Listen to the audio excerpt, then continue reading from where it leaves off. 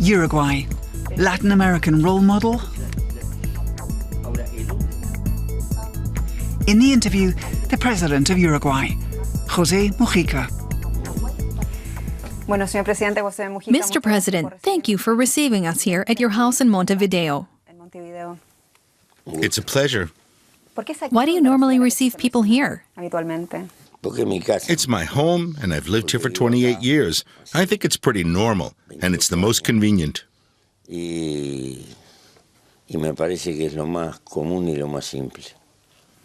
Mr. President, there are elections in October in just a few months.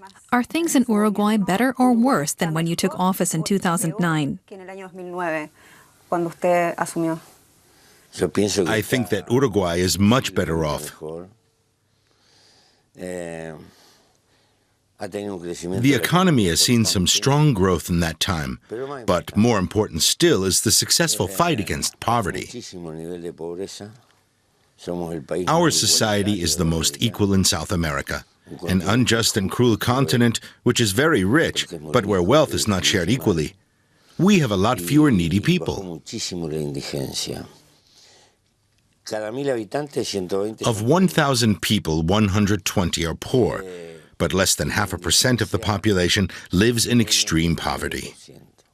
For someone who gets enough to eat every day, that might not seem relevant, but it is for some. I'd like to ask you about domestic security.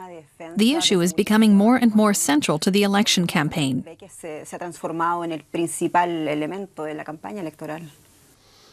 Yes, Uruguay is the safest country in Latin America, but compared to the past, we have lost all security. Why is that? One factor, which isn't the only one, is the expansion of the drugs trade. Then we have the tremendous burden of a consumerist culture, which from an early age demands more from us than we can deliver and raises false expectations in us. There are other issues too, but that would be too much. Mr. President, going back to the first thing you said, when are you expecting results from the legalization of marijuana, your ambitious project to undermine the illegal drugs trade?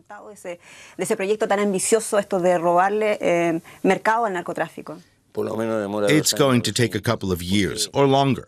It's not simply a legalization, it's the regulation of an existing market with some 150,000 consumers. We want to take them out of the shadows and expose the entire trade so that we can hit it economically. We've spent many years trying to suppress it, and the drugs trade kept on growing. But worse than the drugs, and we're not defending their use. We're dealing with addiction, and we need to be careful, but the trade is worse. We need to treat it like a disease, but we need to get hold of it first. We'll lose if we treat it as a criminal problem.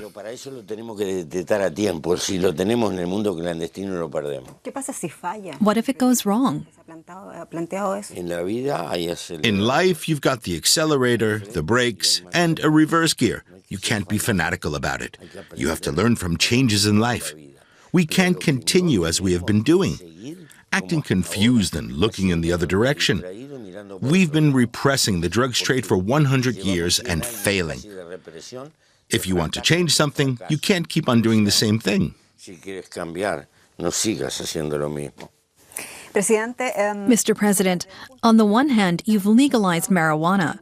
On the other, your government is fighting to restrict cigarette smoking, and you've faced up to the U.S. tobacco company Philip Morris.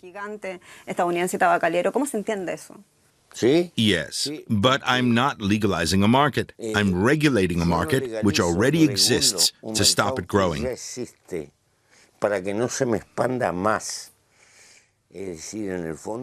That's basically the most intelligent way to fight.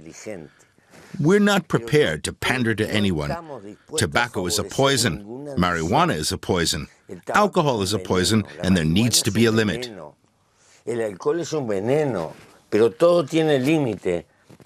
If I drink 2 whiskeys a day, then it probably won't do me any good. But if I drink a bottle, I'll need treatment.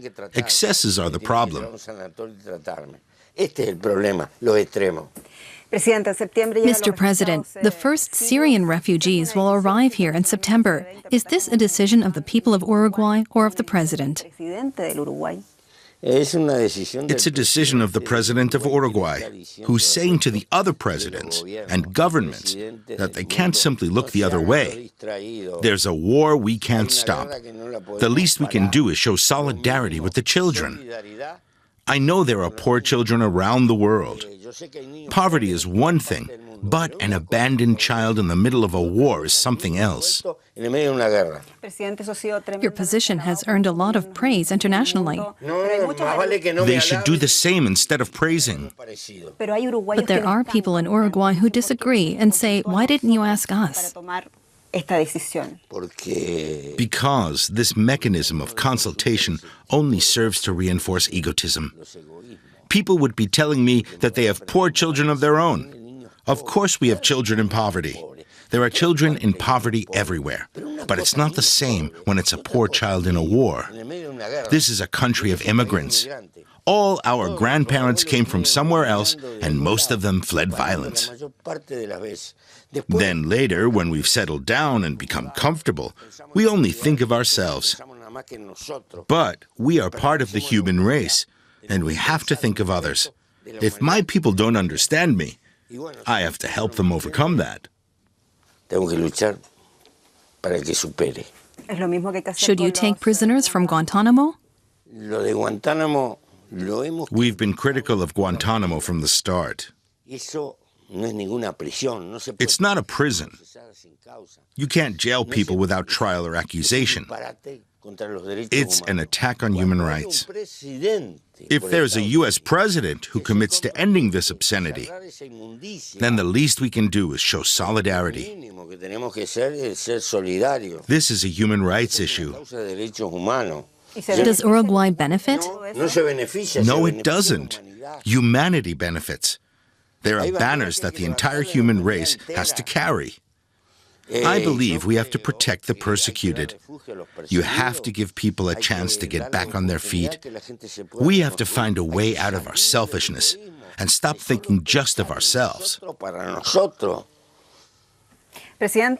Mr. President, for years, the Mercosur nations have been working for a free trade agreement with the European Union. Uruguay belongs to the bloc, but it seems that little progress is being made. What do you expect from Europe?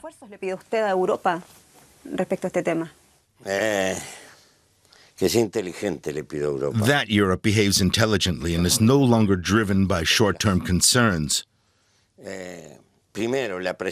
China's presence is growing in this part of the world, and it's growing in importance. We have the last agricultural reserves in the world. China can't afford not to come here, and we can't afford to forego the Chinese market. But it's important that things are balanced out, because it's impossible to be independent in this world if we're not intelligent about our mutual dependence. If we don't take that into account, then we and Europe will end up at a strategic disadvantage. I don't believe in a policy of playing one bloc against another. It's not a good idea. Mr. President, you said it. China is very present, but so are the other BRIC states. Mercosur is approaching them. So does Mercosur really need the EU? It needs Europe as a guarantor in the background. Our culture comes from Europe. Many of our ancestors come from Europe. We need Europe as an alternative market because of its advanced technology, because of our cultural ties, our roots, and the need for a balance of power in the world. But I'm against bloc allegiances for strategic purposes. The failure of the World Trade Organization means that the world has completely failed to agree in its efforts at integration. Now people are trying to form allegiances. Be careful. But Uruguay needs Mercosur. Yes, we can't leave that. Despite the differences? We can't just move the country, my dear. Despite the differences. We're in a small corner of the world, between two large countries, and we're stuck there. But in which direction will you be looking? To the Atlantic or the Pacific? A Pacific alliance is on the table. We have to be pragmatic. The world is shifting to the Pacific, but the Atlantic will work for a while. And don't forget poor Africa across from us, which is still the continent with the biggest growth. Mr. President, how much of the left-wing insurgent commander is left in President Mujica? The dream of a just humanity, of people without social classes. That we aren't separated so much by the question of what's yours and what's mine. The resolution is very difficult and lies far in the future. We were terribly naive, but we shouldn't lose our goals. I think Uruguay needs to develop, and as a developed country, it may have the means to become a less selfish country. Como para acercarnos mucho más a un país menos egoísta. Mr. President, will you stay in politics? What are your plans? I can't live without politics. I'm a political animal, as Aristotle said. I've been politically active since I was 14, and as long as I don't lose my marbles, I'll be debating till they carry me out feet first. Voy a seguir haciendo política. In what way? Like old people do. Give advice that no one follows or respects, but you give it anyway. Mr. President, thank you very much for your time. It's been a real privilege. Thank you.